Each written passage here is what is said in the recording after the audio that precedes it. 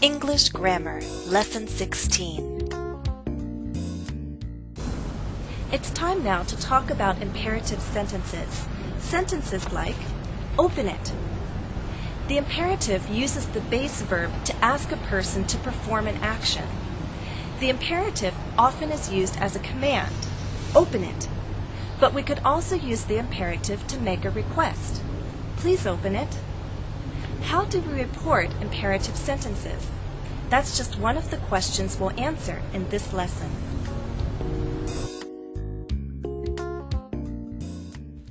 In this lesson, we'll answer these two questions. How do we report imperative sentences? What other reporting verbs can we use besides say, tell, and ask? As I mentioned, imperative sentences are used to do different things.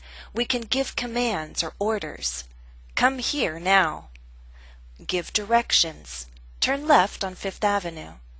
Give instructions. Write your account number on your check. Make requests. Please show the client in. And issue warnings. Don't feed your dog candy. But how do we report imperative sentences? Let's look at one of our examples, a request. Please show the client in, said Mr. Wells to the receptionist. The reported statement is, Mr. Wells told the receptionist to show the client in. So when reporting imperative sentences, we most often use this form, who, our speaker, tell or ask, the reporting verb, usually in the past tense, whom, the object, and the infinitive. Again, our example is Mr. Wells told the receptionist to show the client in. Let's try our first exercise. Exercise 1. Report each imperative sentence using tell or ask and an infinitive. Example. Make a wish. What did the mother say? We already have the speaker and our reporting verb. The mother told. Whom? Her daughter. And the infinitive? To make. The mother told her daughter to make a wish. Now you try number 1. 1. Enjoy your youth, son. What did the father say? Answer. The father told his son to enjoy his youth. 2. Don't go too fast and have an accident on your birthday. What did the father say? Answer.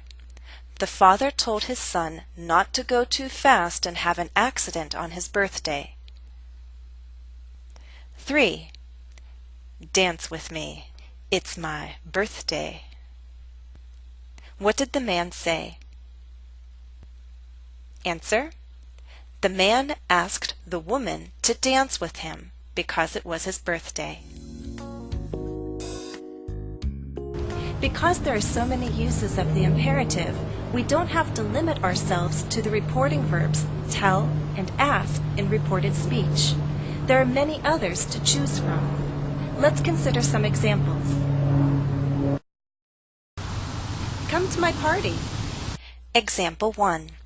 Jennifer invited us to come to her party.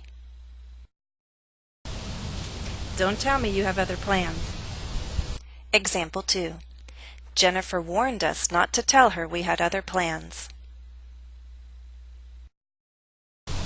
Don't be late. Example 3. Jennifer warned us not to be late. Or, Jennifer reminded us to be on time. When choosing other reporting verbs besides the most common ones of say, tell, and ask, you need to think about these two questions. What verb most accurately reports the nature of the speaker's words? So focus on meaning. What grammar is required by the reporting verb? Think about structure. I'd like to present other reporting verbs to you now, and I'll group them by meaning. By focusing on the speaker's purpose, you can choose an accurate reporting verb. You can use tell or ask to report a request. It may be more accurate to choose a verb like plead or urge. Invitations can be reported with ask, but you could also try invite. Commands and orders can be reported with tell. You might also choose command, demand, order, or wish to be more accurate. Directions and instructions can be reported with tell, or you may try advise, caution, instruct, or recommend. These are just some suggestions. For questions, you might use ask, inquire, question, or wonder as your reporting verb. Responses can use answer, clarify, confirm, explain, insist, reply, respond. And here are even more reporting verbs for you to consider. Verbs to report neutral statements. Verbs to report emotional statements.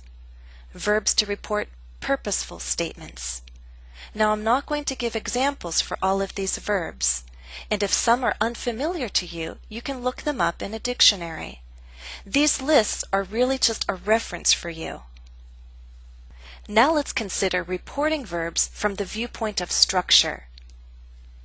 Some reporting verbs, we'll call them Group A, use this structure. It's the reporting verb plus an object, whom, plus the infinitive. It's the same structure used for ask and tell. Ask someone to do something. Tell someone to do something. Now you can use the structure with these verbs: advise, encourage, forbid, invite, instruct, order, remind, request, urge, and warn. Again, I won't give examples. This is just a reference. In Group B, we have verbs that are followed by an infinitive. Agree to do something, beg to do something, claim to do something, etc. Now some verbs belong to more than one group. For example, beg and promise can also use the structure we saw in Group A. You can beg or promise someone to do something. And a lot of these verbs can simply be followed by a that clause, as in, she swore that she was telling the truth. In Group C, we have verbs followed by a gerund, the ing form of a verb. For example, acknowledge doing something, admit doing something. Advise is a verb that belongs to both Group C and A, so we can advise doing something, and we can advise someone to do something. In Group D, we have reporting verbs followed by an object, whom, followed by a preposition, followed by a gerund. For example, accuse someone of doing something. Other verbs in this group are blame, dissuade, congratulate, forgive, and warn. There are others. Again, these lists are not complete, but they're a good reference for you. In our last group, Group E, reporting verbs are followed by that plus the base verb. This is a more formal structure, also known as the subjunctive. It's very typical in writing. Let's use an example with propose. The manager proposed that all employees be given equal vacation time. Let's try one more exercise. Exercise 2. Listen to each statement, then identify which reported statement is most accurate. Happy birthday! Which is most accurate? A. Jennifer wished me a happy birthday. B. Jennifer requested that I have a happy birthday. C. Jennifer promised me to have a happy birthday. Well, the purpose of that statement was not to make a request or promise, but rather to express a wish. So A is most accurate. Why don't we have the party outside? Which is most accurate? A. Jennifer demanded that we have the party outside. B. Jennifer suggested that we have the party outside. C. Jennifer threatened to have the party outside. Answer: B. I'm over 30. In fact, I'm closer to 40. Which is most accurate? A. Jennifer confessed that she's over 30. In fact, she admitted to being closer to 40. B. Jennifer argued that she's over 30. In fact, she denied being closer to 40. C. Jennifer recalled that she's over 30. In fact, she consented to be closer to 40. Answer: A. Have a nice day. Which is most accurate? A. Jennifer wished us a nice day. B. Jennifer congratulated us on a nice day. C. Jennifer guaranteed that we would have a nice day. Answer: A.